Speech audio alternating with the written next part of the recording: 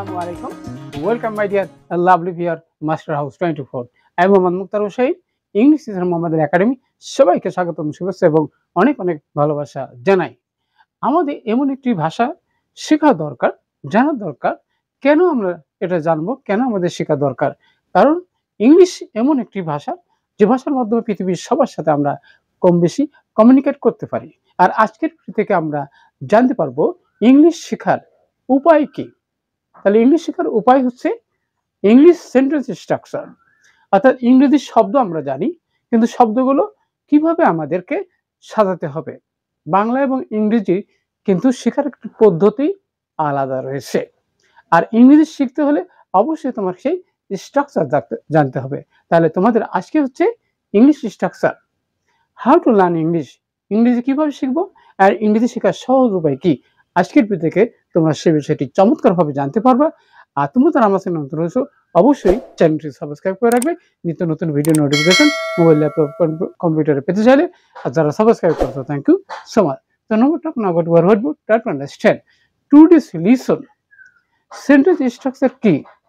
How to learn English. How to make sentence. আজকের ভিডিওতে সেই বিষয়টি জানতে সঙ্গে থাকবে। So get start. Hello my dear loved viewers. আমরা বলছিলাম ইংলিশ সেন্টেন্স স্ট্রাকচার। প্রত্যেকটি ভাষা শেখার কিন্তু কৌশল রয়েছে, ট্রিক্স রয়েছে, মেথড রয়েছে, সেটি আজকে আমরা জানবো। ইংলিশ সেন্টেন্স তৈরি সহজ ট্রিক্স অ্যান্ড মেথড শিখুন। ইংরেজি শেখার সহজ উপায় আমরা সবাই কিন্তু জানার চেষ্টা করি। তাহলে সেই সহজ উপায়টি কি? আমাদের হচ্ছে কি শিখুন 5টি ধাপ বা স্টেপ। আমরা ইংরেজি শেখার 5টি সহজ স্টেপ বা ধাপ আজকের ভিডিওতে আমরা জানতে চলেছি। ওকে, আর আমাদের এপিসোড হলো 187, 187তম ভিডিও। তাহলে সেই ধাপগুলো কি কি আজকের ভিডিও থেকে আমরা জানতে চলেছি। সেটা হচ্ছে প্রথমে দেখো, একটা সেন্টেন্স তৈরি করার সময় আমাদের কি কি লাগে। সেখানে subject, verb plus object, extension বা অন্য অন্য শব্দ লাগে। তাহলে এই বাংলা ভাষা এবং ইংরেজি ভাষার অবশ্যই কিছুটা পার্থক্য রয়েছে। শুধু বাংলা দিয়ে আমাদের মনের ভাব প্রকাশ করা সম্ভব না। যে ভাষার মাধ্যমে আমরা পৃথিবীর সব সাথে কম বেশি যোগাযোগ করতে পারি সেটি হলো ইংলিশ স্ট্রাকচার, যার মাধ্যমে আমরা সহজে ইংরেজি শিখতে পারবো। এবার বন্ধুরা আর একটা গুরুত্বপূর্ণ স্ট্রাকচার রয়েছে, যে এখানে কিন্তু do, does, did, subject plus verb plus object, এটি কিন্তু আমরা স্টেপ বাই স্টেপ আজকের ভিডিও থেকে জানতে চলেছি। আর একটা গুরুত্বপূর্ণ স্ট্রাকচার হচ্ছে বন্ধুরা, সেখানে মেইন সেন্টেন্স এবং লিঙ্কিং ওয়ার্ডস বা কনজাংশন যেটাকে বলা হয় সেটা থাকবে, এবং আর একটা সেন্টেন্স আমরা দেখতে পাবো।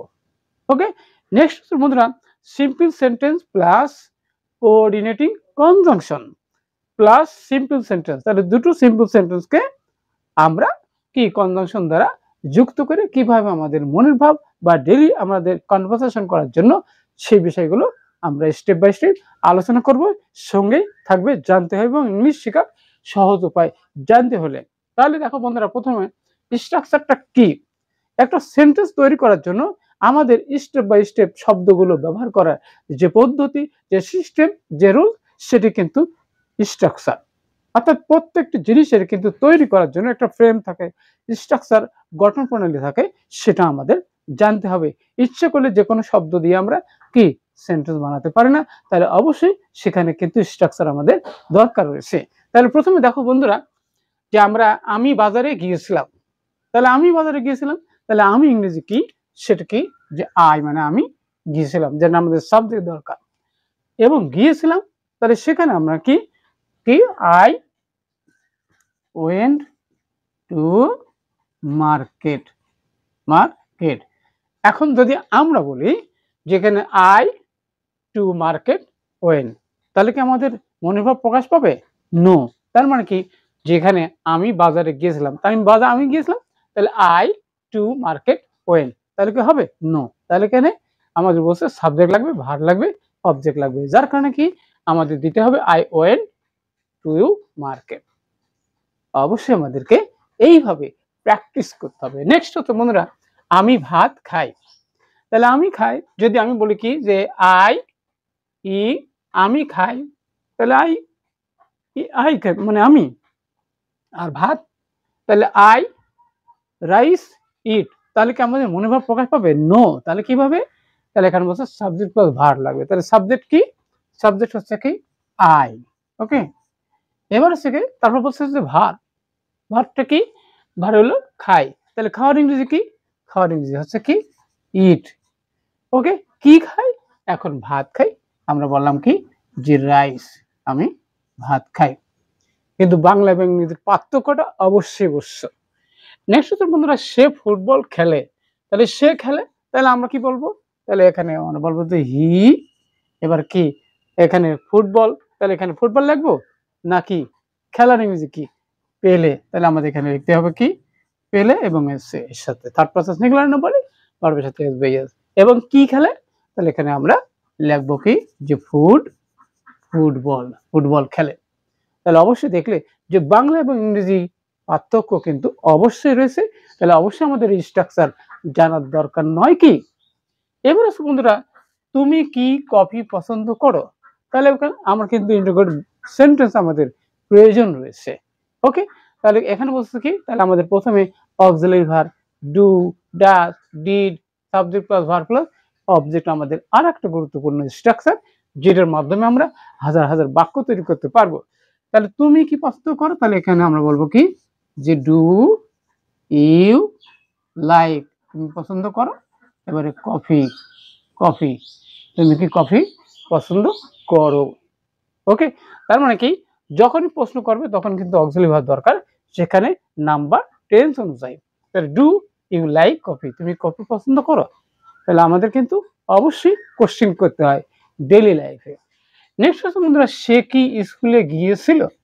তাহলে এখানে ফার্স্ট টেন্স হলে তাহলে এবারে কি তখন আমরা কি দেবো যে did he go to school, সে কি স্কুলে গিয়েছিল? তাহলে আবার আমরা বলতে পারি সে কি বাজারে গিয়েছিল, সে কি শপিং করতে গিয়েছিল।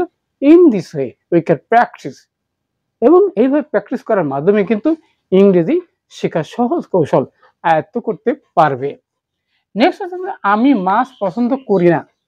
যদি নেগেটিভ হয় তখন কিন্তু কি যেখানে আমাদের কি subject plus do, does, not, verb plus object বসবে। ওকে, তার মানে এখানে আমাদের নটের প্রয়োজন রয়েছে। যদি নেগেটিভ হয়, ইন্টারোগেটিভ হয়, তাহলে অবশ্যই সেখানে পার্থক্য লক্ষ্য করতে হবে। তাহলে কি আমি মাছ পছন্দ করি না, তাহলে কি তাহলে আমি করি না, তাহলে I do not like fish, আমি মাছ পছন্দ করি না। ওকে, নেক্সট হচ্ছে বন্ধুরা সে আসেনি। তাহলে সে আসেনি, তাহলে সেখানে আমরা কি করব যে হি কি আসেনি, হি ডিড নট কাম, সে আসেনি। ওকে, তার মানে কি আসার কথা ছিল আসেনি, তাহলে হি ডিড নট কাম, সে আসেনি। ওকে, নেক্সট হচ্ছে বন্ধুরা আমি বাড়ি যাব।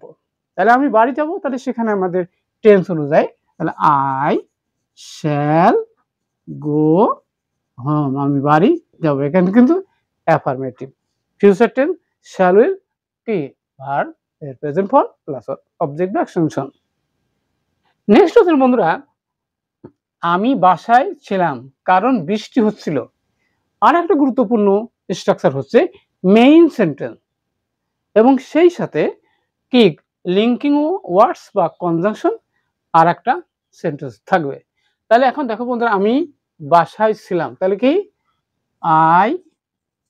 I was in the house, আমি বাসায় ছিলাম। বিকজ এখানে it was raining, because it was raining, কারণ বৃষ্টি হচ্ছিল। ওকে, তাহলে আমরা দুইটা সেন্টেন্সকে আমরা কনজাংশন দ্বারা যুক্ত করলাম, যেটা কমপ্লেক্স সেন্টেন্সে। ওকে, নেক্সট হচ্ছে বন্ধুরা যদিও সে ধনী তবুও সে বিনয়ী। তাহলে এখানে আর একটা বিষয় দেখো দো কি হি ইজ কি রিচ, যদিও সে ধনী, তারপর কি যে হি ইজ মডেস্ট। ওকে, তবু সে বিনয়ী, পোলাইট, ভদ্র। ওকে, নেক্সট হচ্ছে বন্ধুরা সে বুদ্ধিমান এবং কঠোর পরিশ্রম করে। যেটাকে আমরা বলছিলাম যে সিম্পল সেন্টেন্স কোঅর্ডিনেটিং কনজাংশন দ্বারা দুটো সিম্পল সেন্টেন্স যুক্ত থাকবে। ওকে, তাহলে বন্ধুরা দেখো যে সে বুদ্ধিমান, তাহলে আমরা লিখবো কি যে হি ইজ ইন্টেলিজেন্ট, ইন্টেলিজেন্ট, সে বুদ্ধিমান। এন্ড মানে কি এবং, এন্ড হি ওয়ার্কস হার্ড, সে কঠোর পরিশ্রম করে। তাহলে অবশ্যই আমরা দেখলাম যে 5টি স্টেপের মাধ্যমে ইংরেজি শেখার সহজ উপায় বা কৌশল, ট্রিক্স বা মেথড আমরা যাই বলি, সেটা অবশ্যই আমরা আজকের ভিডিও থেকে জানতে পারলাম। ভিডিওটি কেমন লাগলো এবং কি বিষয়গুলো দেখতে চাও দ্রুত কমেন্টস করে জানিয়ে দেবো। সবার সুন্দর এবং সাকসেসফুল জীবন কামনা করে এখানে শেষ করছি। পরবর্তীতে নতুন বিষয় নিয়ে হাজির হব। ততক্ষণ আল্লাহ হাফেজ।